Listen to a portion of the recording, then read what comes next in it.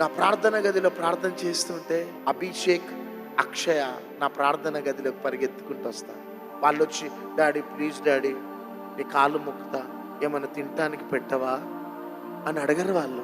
వాళ్ళు వచ్చి కూర్చోగానే నా ఫ్రిడ్జ్లో నుంచి తీసి, నా ఫ్రిడ్జ్లో ఉన్న ఖర్జూరులు, డ్రై ఫ్రూట్స్ వాళ్ళు అడగక ముందే నేను ఇస్తా. వాళ్ళు వచ్చి కూర్చుంటారు అంతే. ఎందుకు వచ్చిండ్రు బిడ్డ అంటే అని ఇద్దరు ముద్దు పెడతారు. Daddy I love you, daddy I love you అని మంచి కూర్చోగానే ఆ ఫ్రిడ్జ్లో నుంచి మంచి మంచి ఏముండవు, ఒక డ్రై ఫ్రూట్స్ ఉంటాయి, ఖర్జూరు ఉంటుంది, తీయగానే మంచిగా తింటారు, వెళ్ళిపోతారు. ఎందుకు ఈ మాట చెప్తున్నానంటే వచ్చి మౌనంగా కూర్చున్నారు. డాడీ మీద ప్రేమ మీద నేనే వాళ్ళకి అన్ని ఆ విధంగా ఇచ్చిన ఆయన సన్నిధిలోకి వచ్చి ఐ లవ్ యూ యేసయ్య అంటే ఇవ్వడా? నువ్వు అడగనవసరంలో నీ బిడ్డల గురించి, జస్ట్ ఐ లవ్ యూ, నీ ప్రేమను కనపరచు అంతే. అందుకనే కొండ మీదకి ప్రజలు వస్తూ ఉంటే చూస్తా ఉన్నాడండి యేసయ్య.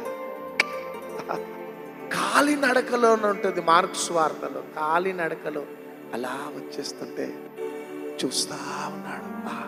అర్థమైపోయింది యేసయ్యకి, నన్ను ప్రేమించి వాక్యాన్ని ప్రేమించి ఈ కొండ మీదకి ఈ ప్రజలందరూ కూడా వస్తున్నారు కాబట్టి ఐ మస్ట్ డూ సంథింగ్, ఏదో ఒకటి చేయాలి వాళ్ళ కోసం. దేవునికి ఒకటే ఒక ఆశ, నువ్వు డబ్బు ఇవ్వచ్చు, ఎంత ఇచ్చినా, నువ్వు ఆయన దగ్గరికి వచ్చినా అది అనుభవం. కానీ నువ్వు ఏ మనసుతో ఆయన దగ్గరికి వస్తున్నావు అది ఎక్స్పెక్ట్ చేస్తాను మన దగ్గర. ఈరోజు ఈ మాటలు వింటున్న సహోదరి సహోదరుడా, నువ్వు ఆయనతో గడపటానికి వచ్చి నా పిల్లలను మార్చు, నా భర్తను మార్చు, నా అప్పులు తీర్చి ఏం చేయని అవసరం లే. నువ్వు అలా వచ్చి కూర్చొని జీసస్ ఐ లవ్ యూ అని అంతే చాలు.